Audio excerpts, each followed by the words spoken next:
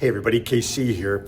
So I'm reporting to you today from Frisco, Texas, which is the site of the International Fresh Produce Association annual retail conference. Suppliers, retailers coming together to figure out how to do better at retail in terms of marketing fresh produce, fresh fruits and vegetables. And it's really been an interesting day. I've had a chance to facilitate the day. And the conversations are very interesting in the sense that, listen, the industry, this particular sector of the industry, faces both headwinds and tailwinds. Now, the tailwinds are in the form of a national conversation, if you will, that is more and more focused on healthy eating. And fresh fruit and vegetables can't help but be the beneficiaries of that. I mean, there's still a lot of questions about what that looks like and what exactly regulatory form that's going to take. A lot of questions to be asked, but directionally it seems like a really good thing. In terms of headwinds, well, listen, clearly there's tariffs. Lots of conversation about tariffs, the impact that's going to have on the industry.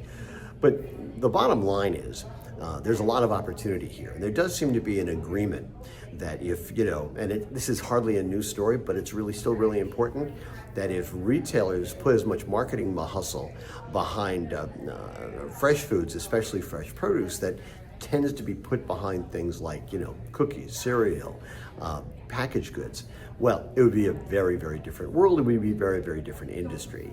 And one of the things we've done in the afternoon is kind of created these conversations taking place at the tables in which retailers and vendors would focus on one particular part of the category and like make grapes or bananas or berries, and then retailers and suppliers would work to figure out better marketing plans, things they could do in terms of innovating, in terms of driving sales, driving consumer acceptance, trial, all that sort of thing. It's a really, really interesting idea and the kind of thing that companies should be doing internally and that the industry needs to be doing as a whole. The other thing that I found was really interesting is IFPA's focus on creating a new model for the supply chain of the future. This is an ongoing initiative. It's still taking form. It's starting to become a reality. But I think going forward, figuring out how to develop a different supply chain model that's going to serve consumers, retailers, and manufacturers well, figuring out how to eliminate friction and make it more responsive is a really smart thing to do. I think we're going to be hearing a lot more about that in the future. Anyway, that's where I am. That's what I'm doing. That's what's on my mind. And as always, I want to hear what's on your mind.